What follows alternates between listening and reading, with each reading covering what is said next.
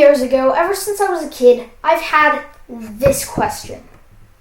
Why does 0 factorial equal 1? Well, younger me, I've got two answers for you.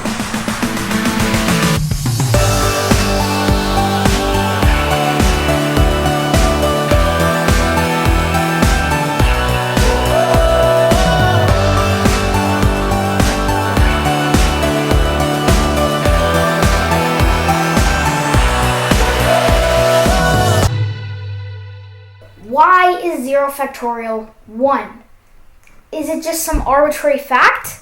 Is it just like an axiom that we made up? Well, more often it's not. For I've got not one, but two proofs that 0 factorial is 1. I can explain them to you in a very manageable way.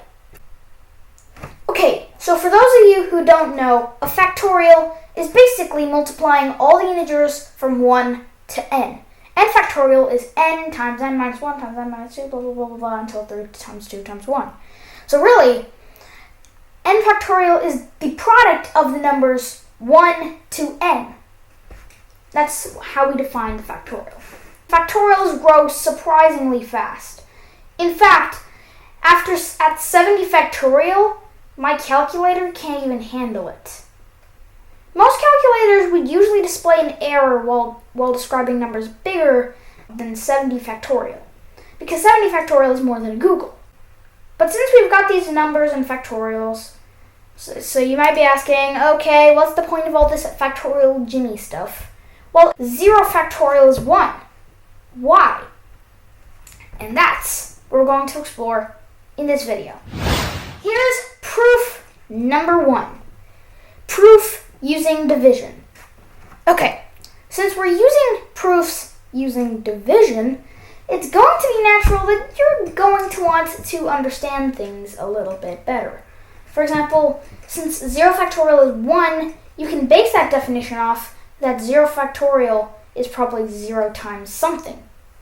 Really, it's just positive integers, but 0 is considered neutral.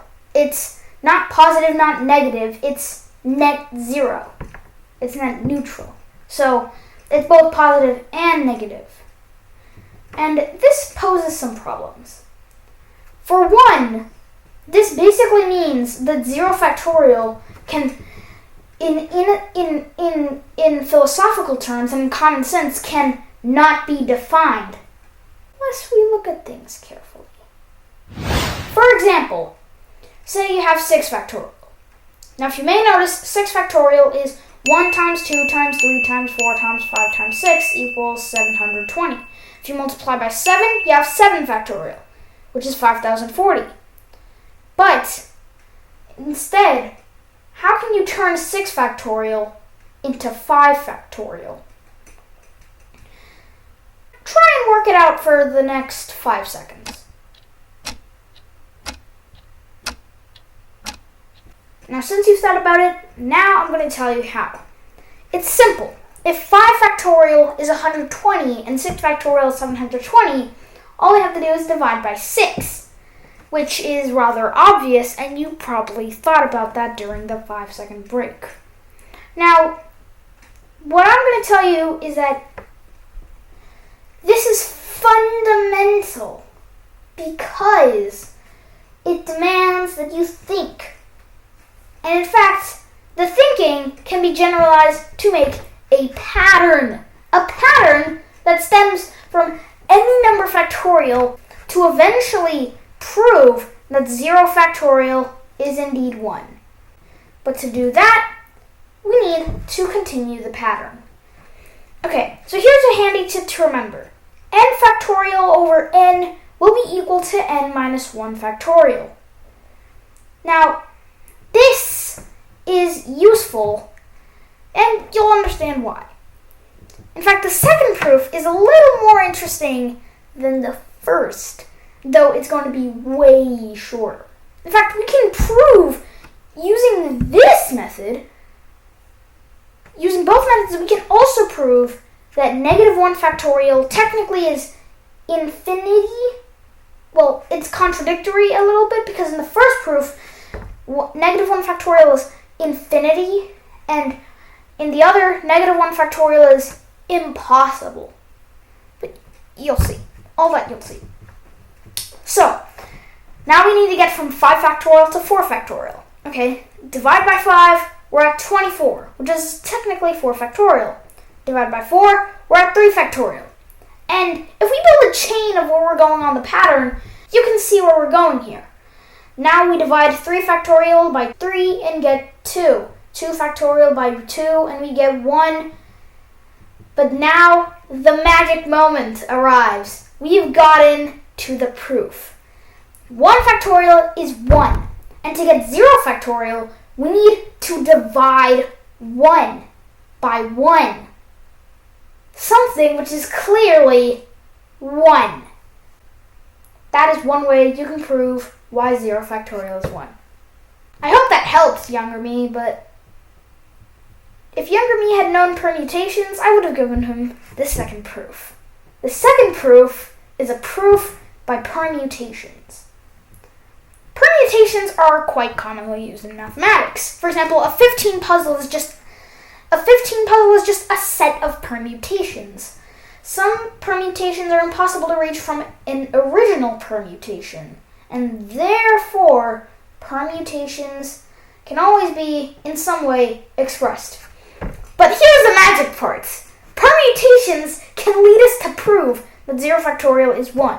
And after I talk about this proof, which is extremely short, trust me, well, then, evidently, we're going to use these to prove that negative 1 factorial gives different values for both of them, but in both of them the number is undefined or impossible, and that explains why we don't see negative 1 factorial in nature.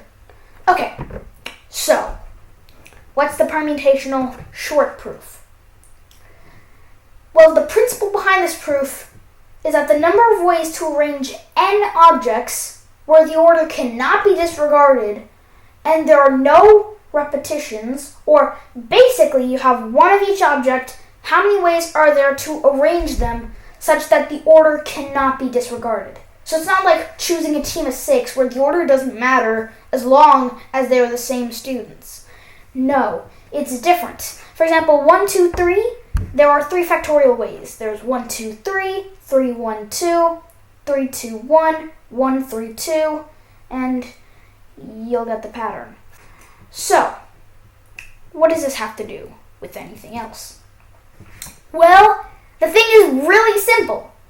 If n factorial is the number of ways to arrange n objects using those conditions, then technically, 0 factorial is the same as asking, how many ways are there to arrange nothing? And that is evidently 1. It's not 0. Nothing is always sitting in front of you in one definite state, if you're not a quantum physicist. So, those are 2 proofs that 0 factorial equals 1. Okay, younger self? Tuck that in your brain, please. It'll be helpful later on. Okay, so what did I bring this up? Well, I said that we could prove that negative 1 factorial is not really a mathematical... You can define it, but it just won't go so well. So, we're going to use both proofs to prove that negative 1 factorial is technically not even a thing. Starting with the first proof. So, let's continue the chain. We built this chain and divided these numbers. And if these numbers keep getting smaller, then there is, in fact, a way we can deal with this.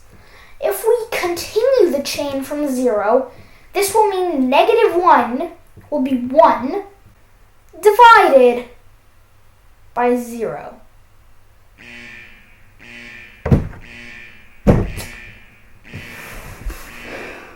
We've just divided by 0. We've broken math rules. Don't have cops. So, because of this, technically, negative 1 factorial is infinity in the most pointless kind of way, in the way that just doesn't make any sense. So, negative 1 factorial is just a nuisance and nonsense. With the other, it gets even weirder, though evidently more obvious. How many ways are there to arrange -1 objects? Now you might say, well, you can't even have -1 objects, and you'd be right. So the number of ways should be 0. No. Because -1 factorial is impossible if you can't have -1 objects. So really, -1 factorial is infinity and impossible at the same time. Anyway, the point is that a 0 factorial is 1, 1 factorial is 1, and all factorials higher up from positive integers are some either small or just arbitrarily huge number. But however, to my younger self, he need know that -1 factorial is not a thing. And therefore, 1 factorial is 1, 0 factorial is 1, and -1 factorial is a nuisance. Well, that's it for making math easy, and we remind you to stay curious in math and science.